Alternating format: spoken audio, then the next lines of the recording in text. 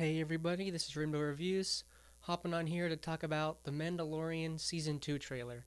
Now, this was a breath of fresh air. You gotta be kidding me. 2020 kinda sucks right now, but I loved Season 1 of The Mandalorian, and I'm really excited for it to come back. The Mandalorian is back, and it feels like it's been forever. When did the first season come out? It feels like a year ago? Maybe about a year ago, something like that. Well, regardless, I really enjoyed the first season, and I was excited for the second. You know, the the prospect of this story continuing, that was really interesting for me because again, I loved the first season. I love the story it told, the whole atmosphere. Doesn't necessarily feel like original trilogy or prequels, but it just feels like a great new direction. The writing, when you compare the first season to like the Rise of Skywalker or something, like it's so like toned down with the action. There's still action, but it builds up to it in a slow burn, and you guys know that I love that kind of stuff. I love the slow burn action, and by the looks of this first trailer, my expectations for the second season were built on stable ground because this trailer looks awesome. It's dark, it's mysterious. They got that old tribal music. It's really, really cool. And it looks like it picks up right where season 1 left off. I'm really glad they did that. I didn't want them to do like a time skip like some of these limited series tend to do. So I'm really glad that, they weren't just going to throw out Baby Yoda right away. He's too popular. Of course, Baby Yoda is still adorable. I especially love how this trailer name drops the Jedi as well. And an order of sorcerers called Jedi. This happens like midway through the trailer, and what really got me about it is because maybe if you're a Star Wars fan right now, if they mention the Jedi in The Mandalorian, you might be like, oh, now they're trying to connect it to the mainline Star Wars.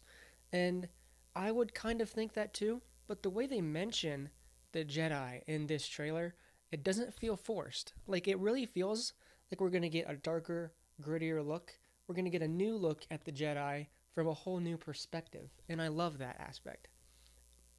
So, it's also no secret that Disney is losing money right now. If you've seen like these entertainment news, obviously Disney, they tanked the Star Wars main films, and the actors have come out saying that they didn't like being in the production, they didn't like how it was going, and Disney's just getting a really bad reputation right now. Obviously, they can't release any movies. They expected Star Wars to carry them financially, and it shows that they didn't.